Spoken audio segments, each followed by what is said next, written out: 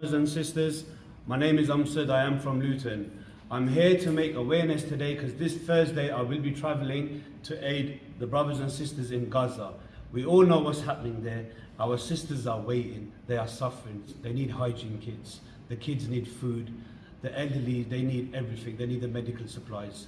So please, brothers and sisters, I am going myself along with 6 brothers from Luton and a team of brothers from Peterborough. We've already got brothers on the ground since day one it's happened. So we will be going over ourselves. We're going to be buying the aid with our own hands.